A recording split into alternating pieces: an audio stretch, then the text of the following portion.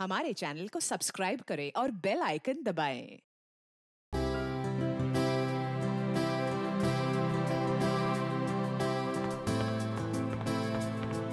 लीजिए पापा आपकी कॉफी।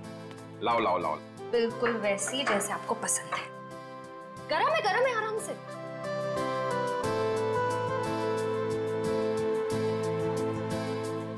वाओ, मेरी बेटी जैसी कॉफी इस दुनिया में कोई नहीं बना सकता। वो तो है, लेकिन एक जमाने में मैं भी बहुत टेस्टी कॉफी बनाया करती थी। तुम हो ही इतनी टेस्टी। हाँ? मेरा मतलब है तुम आज भी उतनी टेस्टी कॉफी बनाती हो। आप भी ना बेटी के सामने कुछ भी बोल रहे हो। क्यों, क्या हुआ? श्रेया बेटा, तुम्हें कोई प्रॉब्लम है? नहीं पापा, मुझे कोई प्रॉब्लम नहीं है। ये देखो। ना आप खाइए, मैं देखती हूँ।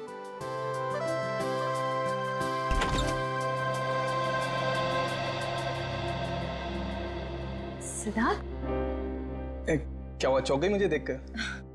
सिद्धार्थ बेटा आओ, अंदर आओ। बैठो, मैं तुम्हारे लिए कॉफी। अरे नहीं श्रेया, मैं थोड़ा जल्दी में हूँ। मैं ये एंगेजमेंट कार्ड दिखाने आया था।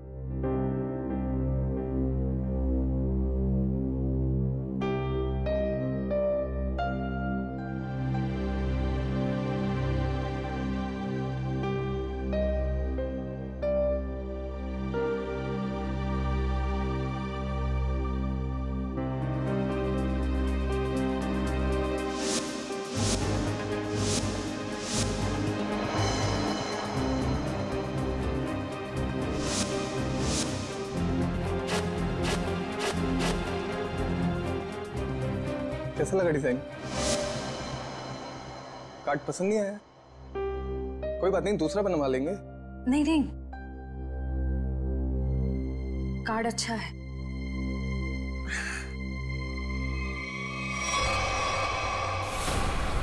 चल चल चल चल चल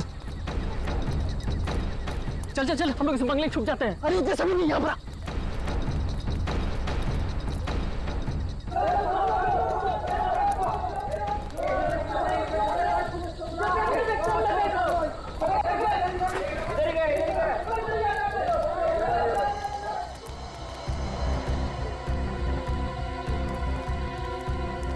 चल चल निकलते हैं यहाँ से।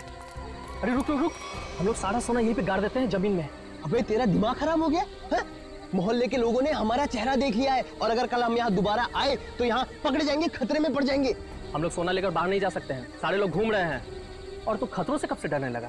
अरे खतरों से नहीं, तेरी बेवकूफियों से डर रहा हूँ। देखना एक दिन तेरी सारी बेवकूफियां हमें ले डूबेंगी, समझा? तू बेवकूफ किसे बोला? हाँ, सारा प्लान मैंने बनाया है। सारा प्लान तूने बनाया, इसका मतलब ये नहीं कि जेल भेजने का प्लान भी तू बनाएगा, समझो? जरूरी नहीं है मैं तेरा सारा बात मानूं, समझा? सोना यहीं गाड़ेंगे, यहीं। अच्छा, गाड़ के दिखा। अच्छा,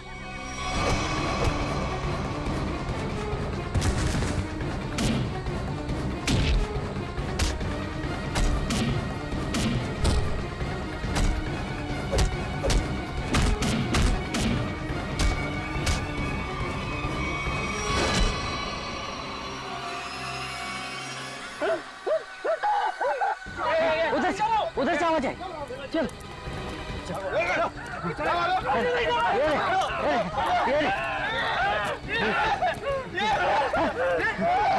अरे ये तो कंकाल है।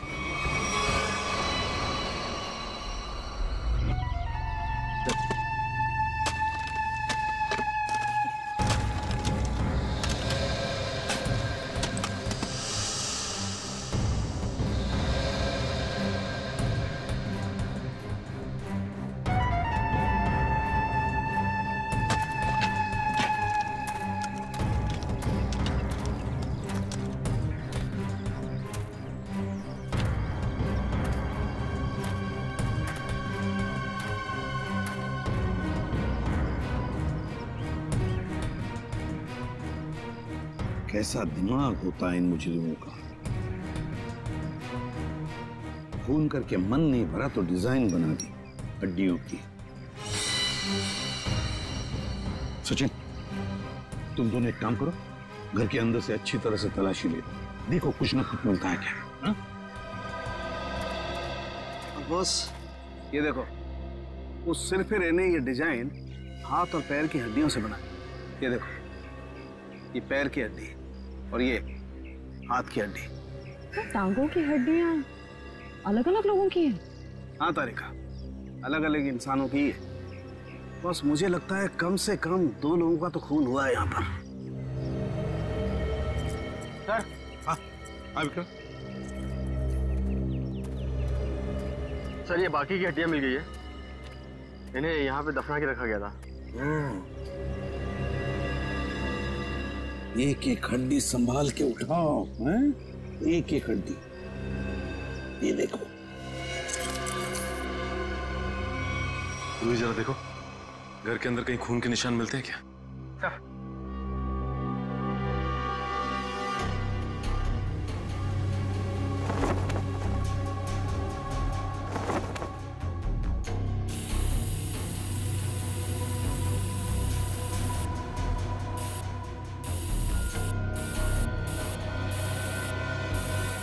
जी सर, गांव वालों का कहना है कि 1984 में इस घर के मालिक अपने पूरे परिवार के साथ ऑस्ट्रेलिया चले गए थे छुट्टी मनाने के लिए।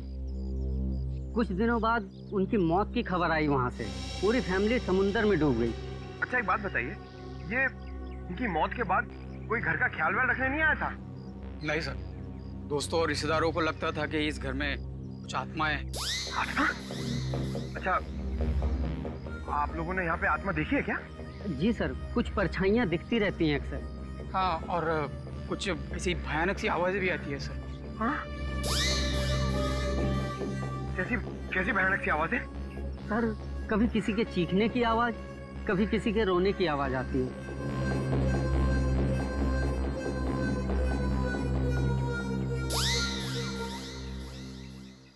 सणखे, इन सारी हड्डियों को देखकर लगता है कि खून एक आदमी का हुआ है और एक औरत का भी। ये देखना, पेल्विक गर्ड, एक पेल्विक गर्डल किसी औरत की है। हाँ बस, लेकिन एक कमाल की बात है, क्या? इन सारी हड्डियों में किसी की भी खोपड़ी की हड्डी नहीं मिली। हो सकता है खोपड़ियां किसी और जगह पे छुपा कर रखी हो या फेंक दी हो सकता है ना। मयूर, विक्रम, काम करो, बंगले के आसपास का एरिया अच्छी तरह से छानो और ढूंढो, देखो, कुछ न कुछ तो जरूर मिलेगा। एक एक कोना भी मत छोड़ो। जाओ। yes, sir. ये बंगला बंद ही रहता है? और आप लोग आसपास रहते हैं? जी सर। यही घर मिला था तुम लोगों को?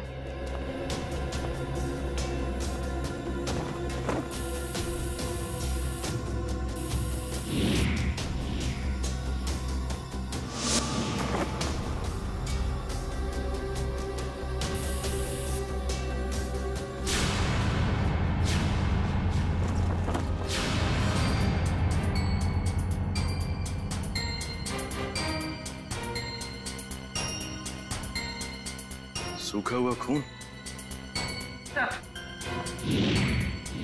सर, ये टेप रिकॉर्डर और ये प्रोजेक्टर मिला है। टेप रिकॉर्डर और प्रोजेक्टर और ये सूखा हुआ खून, इसका मतलब कोई ना कोई बहुत गहरा राज छिपा है इस बंगले के अंदर। सर, हाँ सर, खोपड़ी तो कोई नहीं मिली, मगर ये कार की चाबी मिली। कार की चाबी है ना, बड़ी अजीब बात। कार की चाबी है पर यहाँ पर कोई गाड़ी नहीं। एक आदमी एक औरत की हड्डियां हैं पर उनकी खोपड़ियां नहीं। फिर है क्या ये सारा चक्कर? और फिर किसने किया है ये? RAIMA, हड्डियों से रायमा लिखा है सर। रायमा लगता है किसी लड़की का नाम है ये। सर, कहीं ये उसी लड़की का नाम तो नहीं जिसका हमें कंकाल मिला है? हो सकता है। तो अगर वो 2 चोर लुटेरे वहाँ बंगले में छुपने के लिए नहीं जाते तो हमें कहीं पता ही नहीं चलता कि वहाँ 2 मुर्दे खड़े हुए हैं। और ये भी पता नहीं चलता कि वहाँ पे एक आत्मा है। न जाने कितने साल पहले ये जुर्म हुआ है। और ताज्जुब की बात ये है सर कि खूनी ने लाशों को गाड़ा नहीं, बल्कि उनकी हड्डियों से ये डिजाइन बनाया। ये नाम लिखा रायमा। यहाँ पर से हमें कुछ चीजें भी मिली है ना, वो टेप रिकॉर्डर, प्रोजेक्टर और कपड़े। इन तीनों चीजों से हमें खूनी के बारे में बहुत कुछ पता चल सकता है। ज्यादा देर खुला नहीं घूमेगा ये खूनी। सर हमने उन सब चीजों को रिपेयर के लिए भेज दिया है। बहुत जल्द पता चल जाएगा कि हमारा शक सही था या गलत। और वो गाड़ी की चाबी जो हमें मिली थी, कीजो कार की चाबी। कीजो, अच्छा। तो फिर कीजो कार कंपनी से हमें पता चल सकता है। क्या आप हमें बता सकते हैं ये चाबी किस गाड़ी की है और ये गाड़ी आपसे खरीदी किसने? बिल्कुल बता सकते हैं। सबके इग्निशन पॉइंट में डालकर देखेंगे, फौरन पता चल जाएगा। आइए सर। एक मिनट, उससे पहले आप ग्लव्स पहन लीजिए। Thank you.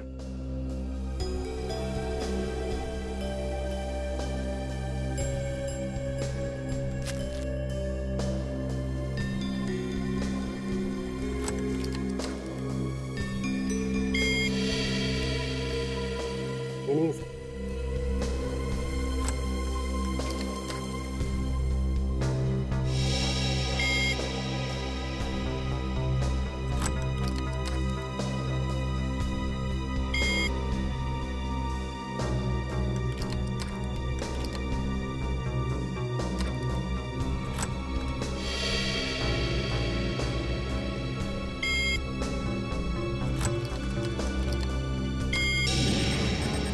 ये देखिए सर, मैच कर गई। सर ये 2009 की कीजो एफएक्स मॉडल है और हमने इसे मरवाना बंद कर दिया है। कीजो एफएक्स 2009 मॉडल। आपके किसी कस्टमर ने कोई रिक्वेस्ट की थी ऐसी चाबी की डुप्लीकेट चाबी बनवाने की? ये पता करने में तो बहुत वक्त लग जाएगा। तो ठीक है, आप पता कीजिए। तब तक हम ये पता करते हैं कि 2009 के कीजो एफएक्स मॉडल की कितनी गाड़ियां चोरी हुई थी। मिलिंद जी। जी सर। कुछ हो रहा है कि नहीं? सर मैं कोशिश तो कर रहा हूं सर।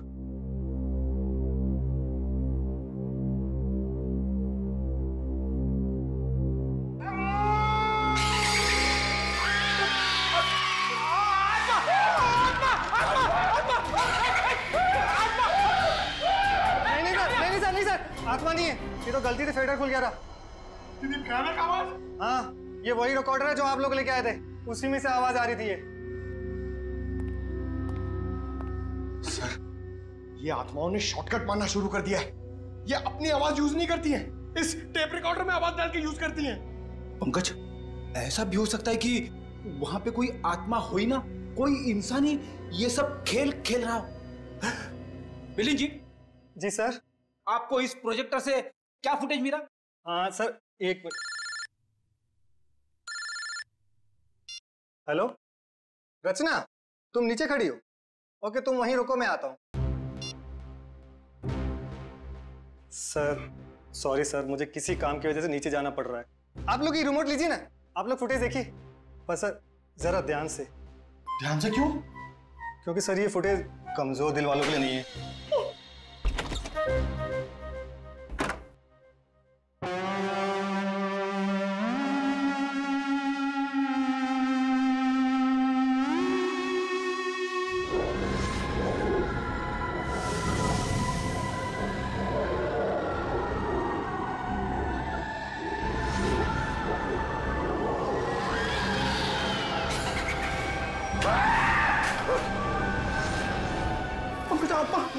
पंकज, बंगला नंबर 13 की आत्मा यहाँ आ गई।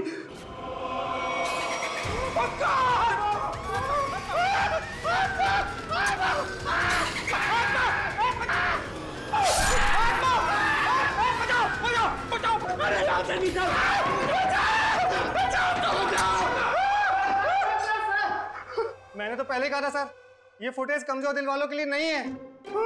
नहीं है। अरे आपको क्या इतनी सी फुटेज मिली थी? हाँ सर, अभी तो यही फुटेज मिली है। अरे ये क्या कम है, पता नहीं एसीपी साहब क्या कहेंगे ये फुटेज देखकर। आप उनसे ये मत कहना कि हम दोनों डर गए थे। सर मैंने तो उनको फोन करके सब कुछ बता दिया। हमारा अंदाजा सही निकला। ये खूनी इस प्रोजेक्टर के जरिए किसी को डरा रहा था, आत्मा बनकर। सर हो सकता है कि इस फुटेज का उन मुर्दों के साथ कोई लेना देना ही ना हो। I mean, लोगों में ये अफवाह फैली है कि इस बंगले में आत्मा है, तो हो सकता है कि ये पूरी फुटेज किसी ने किसी के साथ मजाक करने के लिए बनाई हो। नहीं श्रेया, नहीं, इन दोनों चीजों का जरूर एक दूसरे से कोई ना कोई संबंध है। ये डरावनी फुटेज उस खूनी के विकृत दिमाग में से ही निकली है। हाँ सर, किसी को डराने या मजाक करने के लिए कोई इतनी मेहनत नहीं करेगा। फुटेज में ये जो आत्मा है इसे प्रोफेशनल तरीके से फिल्माया गया है, स्पेशल इफेक्ट्स के साथ, जैसे फिल्मों वगैरह में होता है। और इस फुटेज को देख के लगता है सर कि खूनी को स्पेशल इफेक्ट्स का काफी ज्ञान है, या फिर हो सकता है उसने ये फुटेज किसी स्पेशल इफेक्ट स्टूडियो में बनवाई। हाँ बिल्कुल सही, ऐसा ही हो सकता है। तो शहर में जितने भी स्पेशल इफेक्ट्स के स्टूडियोज हैं सब में जाकर के पता लगाना पड़ेगा। आइए सर, ये बलविंदर है, वो गाड़ी की चाबी इन्हीं की थी। क्या बात है सर, मुझे यहाँ क्यों बुलाया गया है? हमें आपकी गाड़ी की चाबी मिली है। कहाँ से सर? उन्नति नगर, बंगला नंबर 13। ये एड्रेस कुछ जाना पहचाना लग रहा है? नहीं सर। नहीं? रायमा नाम सुना है पहले कभी? बिल्कुल नहीं सर। मगर सर इसका मेरी गाड़ी से क्या लेना देना है? आपकी गाड़ी है कहाँ? सर वो तो कई सालों से गायब ही है। कब से? 5 जुलाई 2011। दरअसल मेरा टैक्सी का बिजनेस है। मेरी कंपनी का नाम है बलविंदर एंड कंपनी। मेरा ड्राइवर प्रीत उस दिन गाड़ी लेकर न जाने कहाँ गायब हो गया। तब से लेकर आज तक मेरी गाड़ी का कोई अता पता ही नहीं है सर। और उस ड्राइवर का? अस्पताल से फोन आया था कि उसे वहां भर्ती किया गया है। मैं उसे वहां देखने गया था। उसकी हालत बहुत खराब थी सर। आग लगने की वजह से उसका थोड़ा शरीर जल गया था। रहता कहाँ ये तुम्हारा ड्राइवर? सर आजकल वो मानसिक चिकित्सालय में है। सर वो बहुत गहरे सदमे में है। मानसिक चिकित्सालय? कौन से हॉस्पिटल में है वो? सर पूना से 50 किलोमीटर आगे एक स्टेट मेडिकल सेंटर है, वहीं पर है वो। State medical centre?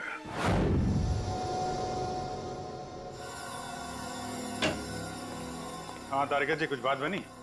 Sir check कर रहे हैं ना, कुछ ना कुछ तो पता चल ही जाएगा। भाई साहब, मैं दिखाई नहीं दिया आपको? दिखाई? अरे सर आप तो सपने में भी दिखाई देते हैं। हाँ सर, आज सुबह ही सपना देख रहा था। जैसे ही मैं फॉरेंसिक लैब में आता हूँ, आप इस केस के बारे में कुछ ऐसी बातें बताते कि शाम तक खूनी पकड़ा गया। विजीत, तुमने सपना देखा? जी सर। और सपने में मुझे देखा? जी सर। तुमने सपने में तारिका जी को देखा होगा। जी सर। नहीं सॉरी सर, क्या कह रहे हैं सर आप भी? तो बताइए डॉक्टर साहब, इन कंकालों ने अपनी आप बीती बताई? हाँ, थोड़ी बहुत बातें पता चली है भैया। सबसे खास बात ये कि ये कंकाल वक्त के साथ कंकाल नहीं बने। खूनी ने इन्हें मारने के बाद तुरंत इन्हें कंकालों में बदल दिया है। मतलब खूनी ने इनकी खाल को एसिड से जला दिया है। माय गॉड, इतनी बेरहमी से मौत हुई इनकी।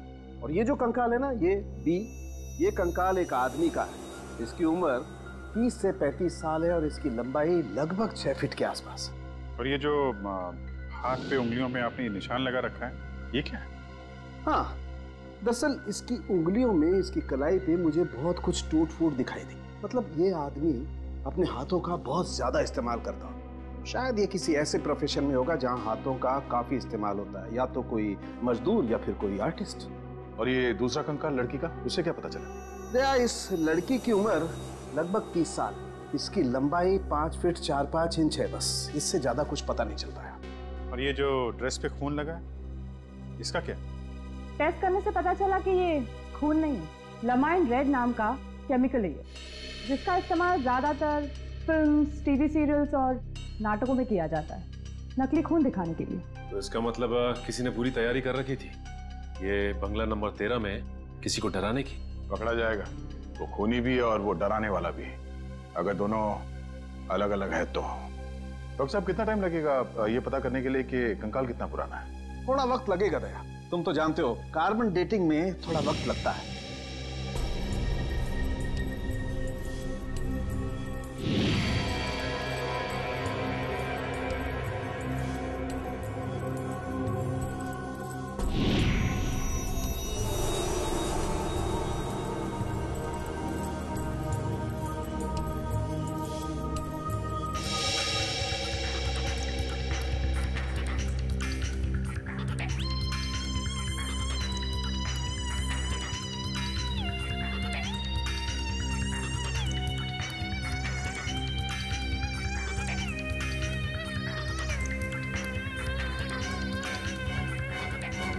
गुड, अब गणित शुरू हो गई है।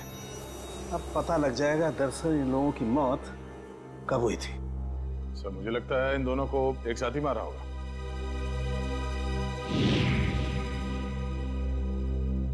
36 से 38 महीने पहले, मतलब 3 साल पहले 2011 में मौत हुई इनकी। और उस बलविंदर की कार भी जुलाई 2011 को गायब हुई थी, बंगला नंबर 13 से। सर अब तक तो खूनी शहर छोड़ के भागा होगा, उसे ढूंढेंगे कैसे? भागने दो, कहां तक भागेगा? सीआईडी से नहीं बच सकता। Excuse me. जी सीआईडी से। हेलो सर, मैं आप ही लोगों का इंतजार कर रहा था। अच्छा, जो फुटेज हमने भेजी थी उसके बारे में कुछ पता चला? हाँ सर, उसको चेक किया मैंने और उसके सारे स्पेशल इफेक्ट्स हमारे स्टूडियो में ही हुए थे, लगभग 3 साल पहले। गुड। उस फिल्म का नाम क्या था? सर फिल्म का नाम था आत्मा की चीख। हाँ, और सर वो फिल्म पूरी नहीं हो पाई थी। अधूरी फिल्म की फुटेज। सर वो फिल्म तो अधूरी थी ही, साथ में हमें हमारा पूरा पैसा भी नहीं मिला। कौन से बैनर की फिल्म थी ये? प्रोडक्शन हाउस का नाम क्या था? सर वो नए लोग थे और उस प्रोडक्शन हाउस का नाम था, 1 मिनट, हाँ सर उसका नाम था magic media works. Magic media works. अब तो यही लोग बताएंगे कि इस आत्मा की चीख को लोग सुन के नहीं पाए। ब्रीत की हालत भी पिछले 3 सालों में बिल्कुल सुधार नहीं हुआ। उस वक्त किसी लड़की की आत्मा के बारे में बात करता था और आज भी करता है। सर लड़की की आत्मा? अच्छा, पिछले 3 साल में जितने भी लोग प्रीत से मिलने आए थे उनकी लिस्ट चाहिए हमें। हाँ, हैरानी की बात यही है सर, पिछले 3 सालों में इससे कोई भी मिलने नहीं आया सिवाय मिस्टर बलविंदर के, जो इनके इलाज का खर्चा उठा रहे हैं। बलविंदर? जी सर। ओके।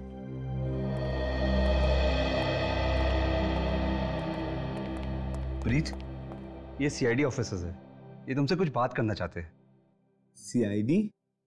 ये सीआईडी क्या होता है? सीआईडी का मतलब है दोस्त, और प्रीत दोस्त किसे कहते हैं?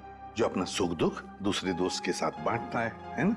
और हम सब तुम्हारे दोस्त हैं, तो अब तुम हमसे तुम्हारे सुख दुख बांटोगे ना? ठीक है दोस्त। देखो प्रीत, अब मैं तुमसे कुछ कहूंगा, कुछ पूछूंगा, इन सब चीजों का बड़े शांत दिमाग से मुझे जवाब देना।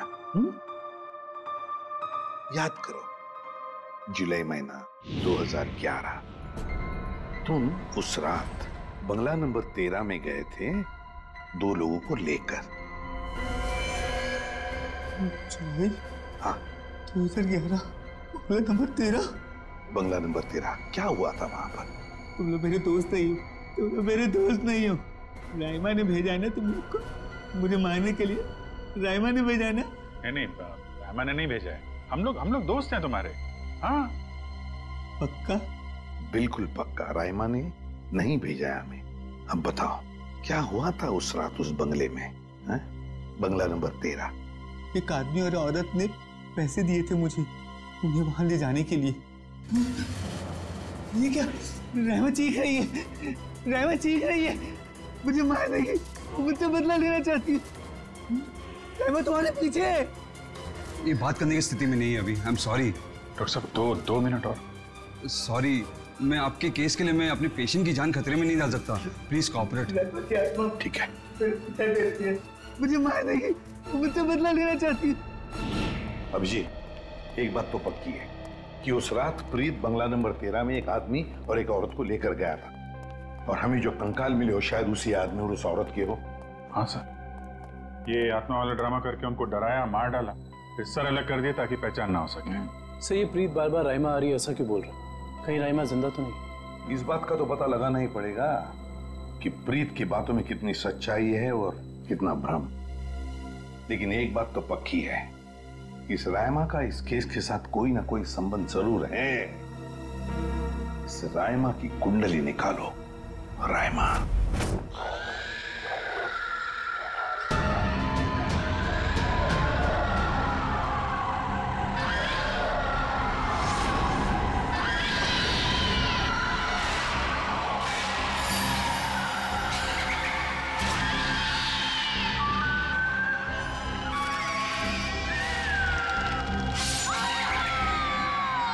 ये फुटेज आपको जिस बंगले से मिली वहां खून हुआ है? जी दो खो। वैसे ये फिल्म की फुटेज आपकी है ना? जी हाँ, क्या बताऊं सर, बड़ी ही मनहूस फिल्म थी। 10 सीन ही शूट किए थे, फिर फिल्म बंद हो गई। और बंद होने के बाद इस फिल्म के सारे राइट्स मैजिक मीडिया बॉक्स के पास आ गए, if I am not wrong, है ना मिस्टर आलोक? अब इस तरह के फुटेज तो हमारे पास काफी पड़े रहते हैं। अब पता नहीं ये फुटेज उसके हाथ कैसे लग गए। मतलब आप भी मानते हैं कि ये फुटेज गलत हाथों में लग गए, जिसका उसने गलत फायदा उठाया और दो खून किए? शायद कोई बाहर वाला होगा। लेकिन आपको ऐसा नहीं लगता कि कोई अंदर वाला भी हो सकता है? क्योंकि ऐसा काम करने के लिए अंदर वाले के लिए कोई आसानी ज्यादा होती है। वैसे इस फिल्म पे आप लोग क्या क्या काम कर रहे थे? सुनील राइटर था, आलोक डायरेक्टर और मृणाल कॉस्ट्यूम डिजाइनर। और आप प्रोड्यूसर, राइट? जी। आप में से कोई राइमा को जानता है? राइमा हमारे फिल्म की हीरोइन थी। सर, आप कैसे जानते हैं राइमा के बारे में? आप एक काम कीजिए मिस्टर आलोक, आप अपनी फिल्म की हीरोइन राइमा को यहाँ बुला लीजिए। वो एक्चुअली कई साल पहले राइमा एक हादसे में आग में जलकर मर गई। मर गई? अच्छा, राइमा की कोई तस्वीर या फोटो? मृणाल, फोटो ले आओ। जी सर। एक मिनट, अभी आपने कहा कि वो जल के मर गई, लेकिन कैसे? ज्यादा कुछ तो पता नहीं है, क्योंकि उसके और हमारे बीच तनाव हो गया था। और वो क्यों? वो एक्चुअली हम राइमा को अपनी फिल्म में हीरोइन लेना चाह रहे थे, पर बाद में हमने अपना इरादा बदल लिया और स्मृति को हीरोइन ले लिया और राइमा हो गई साइड एक्ट्रेस। तुम मेरी जगह छिपकली को हीरोइन बनाना चाहते हो? तुम्हारा दिमाग खराब हो गया है? राइमा, तमीज से बात करो। मैंने तुमसे कहा ना, अगली फिल्म में तुम्हें हीरोइन बनाऊंगा। इस फिल्म के किरदार के लिए तुमसे बेहतर स्मृति। अच्छा, तो ये बात पहले क्यों नहीं सोची जब मुझे फाइनल किया था? ये फिल्म इंडस्ट्री है राइमा, यहाँ किसकी किस्मत कब यू टर्न मार जाए कोई नहीं कह सकता। ये फिल्म मेरी किस्मत में थी, मुझे मिल गई। इंतजार करो, सिर्फ इंतजार। एक दिन तुम्हारी जिंदगी ऐसी दिशा में चली जाएगी जिसका अंत गहरी खाई में होगा, समझे तुम? क्या तुम मुझे धमकी दे रही हो? धमकी ही समझ लेना। राइमा रुको, राइमा। सूरज गया था राइमा को मनाने के लिए, लेकिन कोई फायदा नहीं। एक हफ्ते बाद खबर आई कि एमजे स्टूडियो में आग लगी है और राइमा की मौत हो गई। मुझे अफसोस है, अगर राइमा हमारी फिल्म की हीरोइन होती तो शायद ये दुर्घटना ना होती और आज वो जिंदा होती। आलोक जी, आप एक काम कीजिए, आप अपनी फिल्म की नई हीरोइन स्मृति, उनको यहाँ बुलाइए जरा। मैंने उसे कॉल किया था, उसका फोन लगा नहीं, और आर्ट डायरेक्टर विराज का भी वो फोन डेट बता रहा था। विराज और स्मृति से मिलना पड़ेगा। सर, ये रहे फोटो। ये है राइमा। राइमा ने स्मृति को धमकी दी, उसके बाद राइमा खुद मारी गई। तो फिर ये खून कर कौन रहा है? इसका जवाब तो अब विराज और स्मृति से मिलकर ही पता चलेगा। मैंने पता किया, ये विराज और स्मृति इस ब्लू रोज प्रोडक्शन हाउस में काम कर चुके हैं। गुड निखिल, इससे पूछते हैं। अरे सुनिए भाई साहब जी, ये विराज शंकर है, आर्ट डायरेक्टर है, काफी टीवी में और फिल्मों में सेट लगाए हैं इन्होंने। इन्हें पहचानते हैं आप? नहीं सर, मुझे नहीं मालूम। जी, आगे पूछते हैं। एक्सक्यूज मी, हम लोग सीआईडी से। जी। आप विराज शंकर को जानते हैं? विराज शंकर? हाँ सर, मैं जानता हूँ। वो बेचारे बहुत कर्जे में थे, पर फिर पता नहीं क्या हुआ उनका। उनका कोई एड्रेस, कोई पता? सर, इस बारे में कुछ ज्यादा तो पता नहीं है, लेकिन उनको ऑफिस कहीं अंधेरी में है। अच्छा, ये फोटो को ध्यान से देखिए। स्मृति ये फिल्मों में काम करती है, पहचानते हैं आप इन्हें? जी हाँ, इनकी बंद फिल्म के बाद इनको कोई प्रोड्यूसर फिर से रिलॉन्च करना चाहते थे, लेकिन सर ये पता नहीं क्यों बदकिस्मती से ये 2011 में अमेरिका चली गई और उसके बाद फिर लौट के आए हैं। ये स्मृति का कोई अता पता जहाँ हम उनसे मिल सकते हैं? हमें तो नहीं पता, पर उस एजेंसी पर उसका पुराना एड्रेस होगा जहाँ पर उन्होंने चमकार वॉशिंग पाउडर का विज्ञापन किया था। ठीक, थैंक यू। ज्यादा एजेंसी से स्मृति के घर का पता निकलवाते हैं।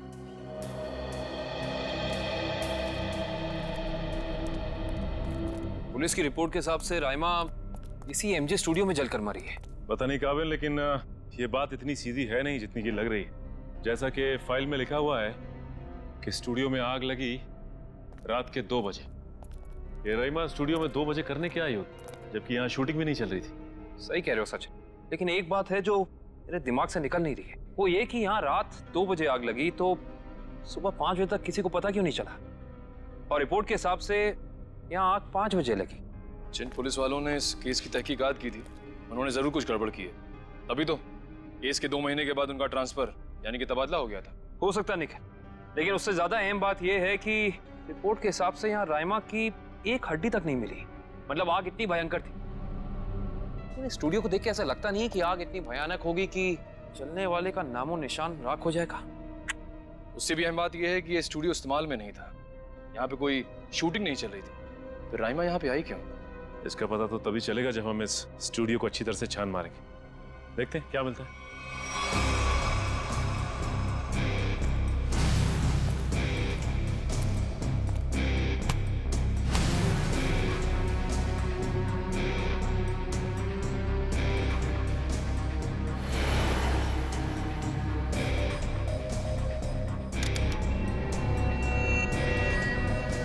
ये देखो, जली हुई गन।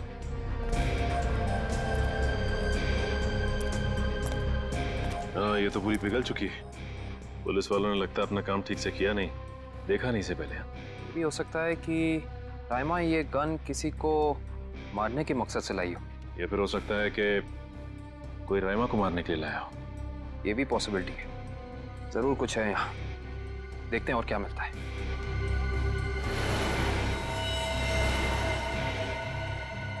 सर, कंकाल। 1 मिनट, लेकिन जरा संभाल संभाल।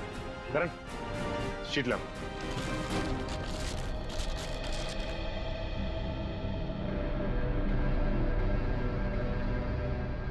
एक और कंकाल, वो भी पूरी तरह से जला हुआ।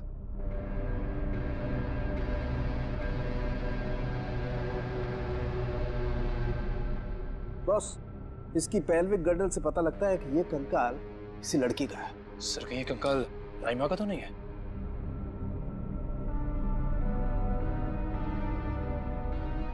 और इसकी लंबाई 5 फीट 6 इंच है। और राइमा की लंबाई 5 फुट 3 इंच। इससे साफ पता चलता है कि ये कंकाल राइमा का नहीं बल्कि किसी और का है। केस सुलझने की बजाय और उलझता चला जा रहा है। एक बात और, हम लोगों को यहाँ जली हुई गन जरूर मिली है, लेकिन इस लड़की की मौत गोली लगने की वजह से नहीं, इस लड़की की मौत जलने की वजह से ही हुई है। देखो, ढूंढो और कुछ मिलता है क्या।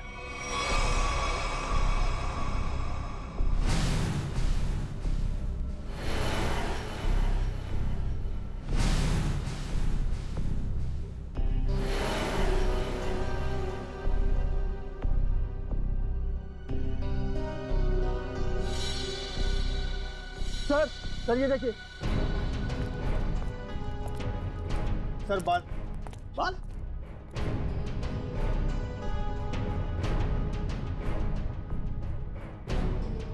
ओह सर, ये तो किसी लड़की का बाल लगता है, या तो मरने वाली का या फिर राइमा का।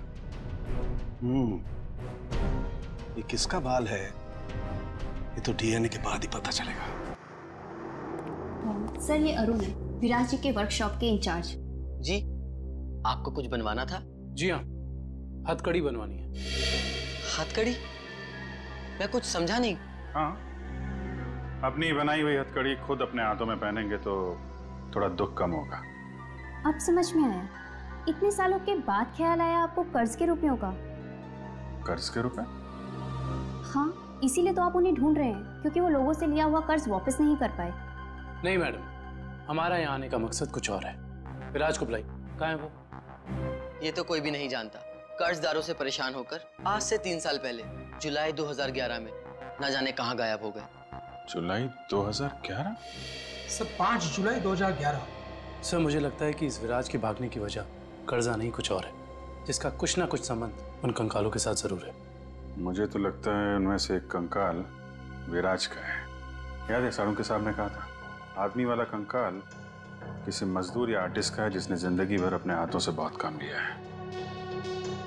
और हो सकता है सर शायद वो दूसरा कंकाल स्मृति का हो।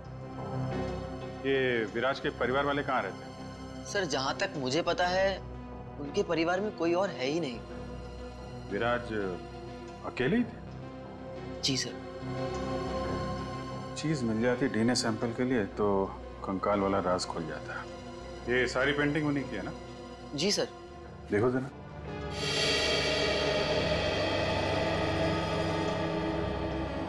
सर थंबप्रिंट ये विराज का है? जी हाँ सर, और ये थंबप्रिंट ही नहीं, ये पूरी पेंटिंग सर ने अपनी उंगलियों से बनाई है। Finger painting? इतना तो काफी है डीएनए टेस्टिंग के लिए। आप लोग? हम लोग सीआईडी से। अच्छा अच्छा, आइए आइए, आप ही ने फोन किया था ना? जी हाँ।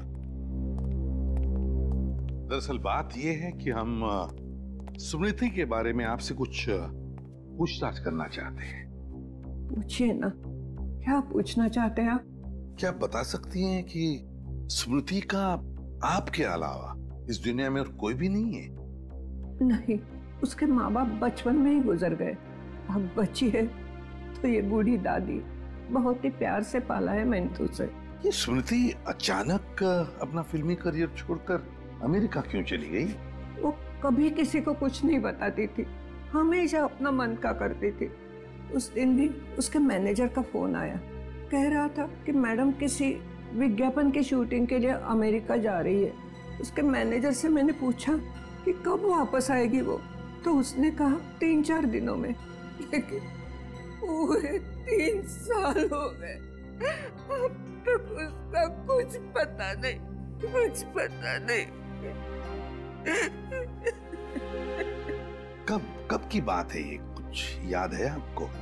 कैसे भूल सकती हूँ, 5 जुलाई 2011।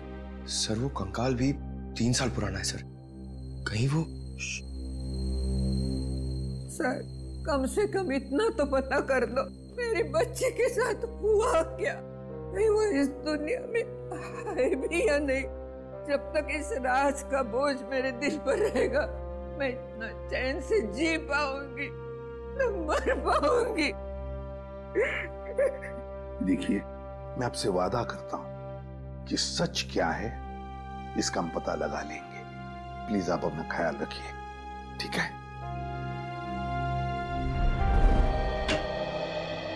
हाँ डॉक्टर साहब, डीएनए की रिपोर्ट आ गई क्या? हाँ, पेंटिंग पर जो सूखा हुआ सलाइवा मिला था, वो सलाइवा ये बताता है कि वो आदमी वाला कंकाल विराज का ही है। और हमने स्मृति की दादी का भी डीएनए टेस्ट करवाया, जिससे पक्का हो गया कि बंगलो नंबर 13 में जो कंकाल मिला था वो स्मृति का है। इसका अंदाजा तो हमें हो ही गया था।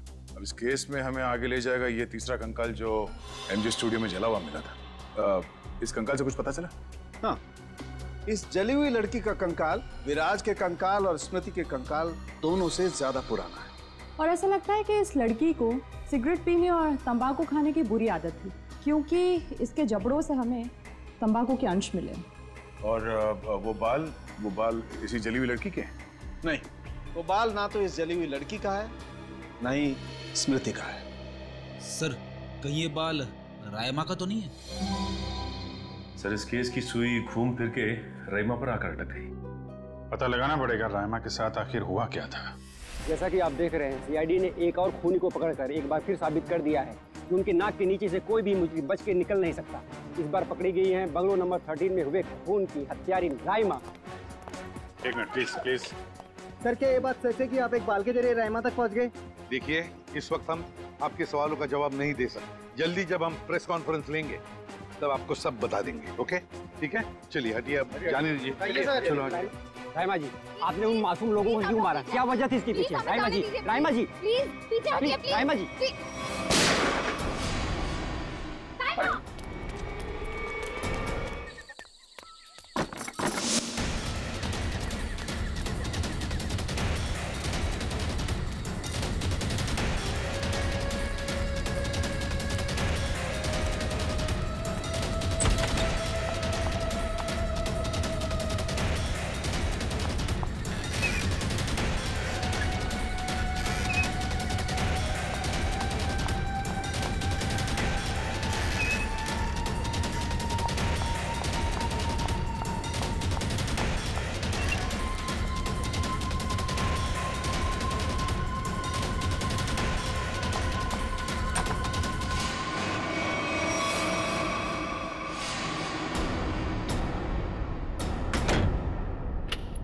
बस, बहुत हो गया, अब कुछ नहीं हो सकता। बाहर आ जाओ। ये कहानी इसी घर से शुरू हुई थी और खत्म भी इसी घर में होगी, आज ही।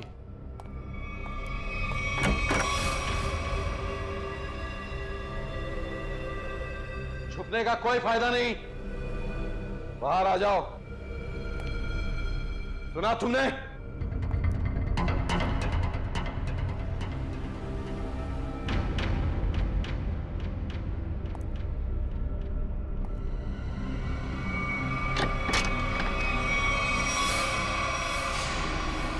बहुत हो गया नकली रायमा बनने का नाटक। पर come on, move.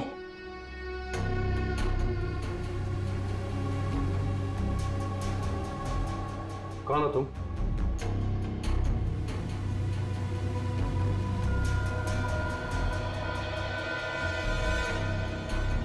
CID officer पूर्वी। सीआईडी?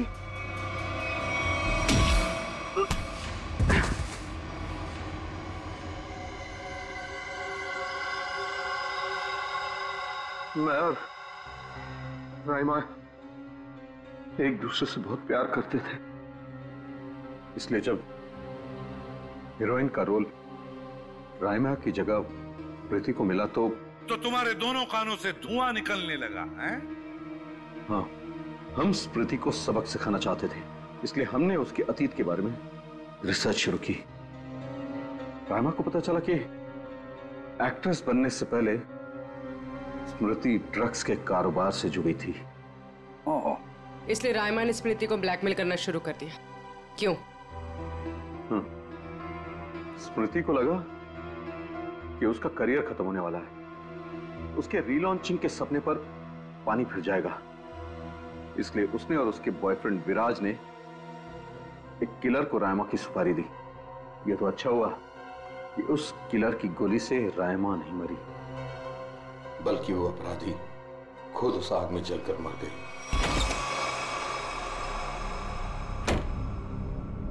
विराज, स्मृति, कहाँ हो तुम दोनों?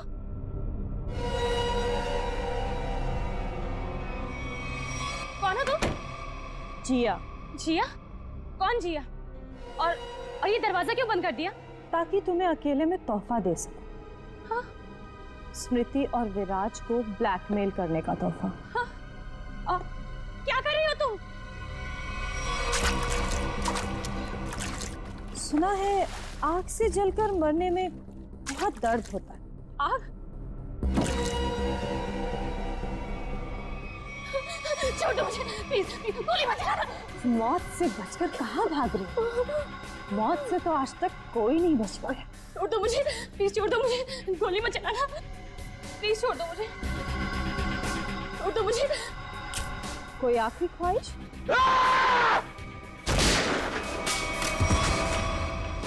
रायमा, रायमा, मैं तुम्हें कुछ नहीं होने दूंगा। मैं तुमसे बहुत प्यार करता हूँ, मैं तुम्हें कुछ नहीं होने दूंगा रायमा। अब तुम दोनों को मुझसे कोई नहीं बचा सकता। सब फाइनल गुड बाय।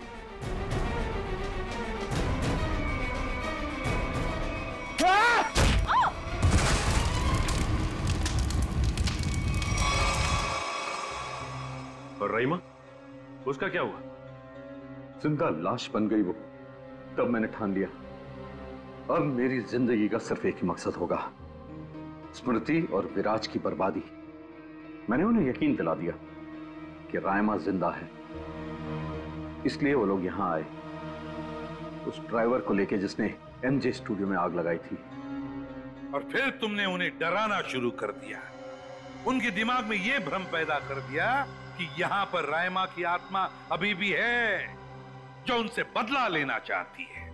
हाँ, और फिर उन्हें मार डाला और उनका सिर काट के अपने साथ ले गए, ताकि अगर कभी उनकी लाश मिलती भी है तो उन्हें कोई पहचान ना सके। बेवकूफ हो तुम, बेवकूफ।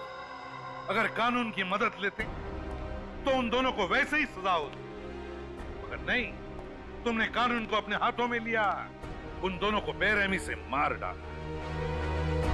रायमा, उसका क्या? कभी सोचा तुमने?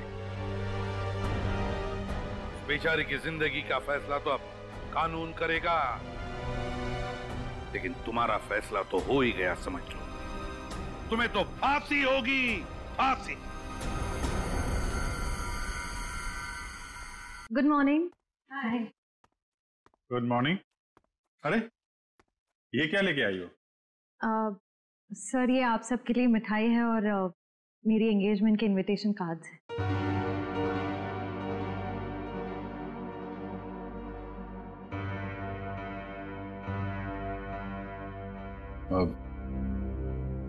तारीख पक्की होगी? जी सर, 28 सितंबर। अच्छा। दो हफ्ते बाद ही है। काफी तैयारी करनी होगी आपको तो। सर ज्यादा कुछ तैयारियां करनी नहीं, सिद्धार्थ को भी मेरी तरह एक छोटा सा ही फंक्शन चाहिए था। ये तो बहुत अच्छी बात है। Congratulation Shreya. Thank you sir. चलो मुंह मीठा कराओ। हाँ श्योर।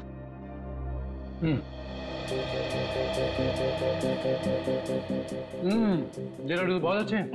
ओह सर, आप लोग भी लीजिए ना। हाँ थैंक यू सर। लो फ्रेडी, मुंह मीठा करो। रहने तो मीठा खाने का मन नहीं है मेरा। अरे फ्रेडी, एक लड्डू से कुछ नहीं होगा, लो ना। Sir please. ये हुई ना बात पूर्वी। तुम ही लो श्रेया। नहीं सर थैंक यू, लेकिन आप सबको जरूर आना है। ये भी कोई पूछने की बात है श्रेया? हम सब जरूर आएंगे, है ना सर?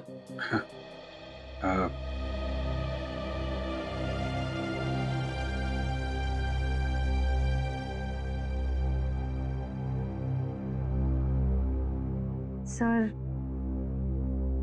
आप आएंगे ना?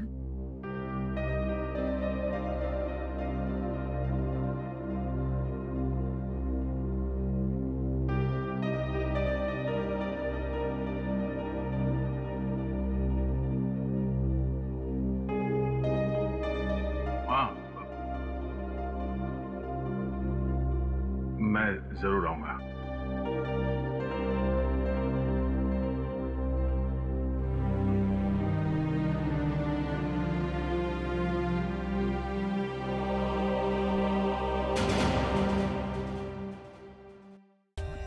For more updates, subscribe to our channel, click the show links and enjoy watching the videos.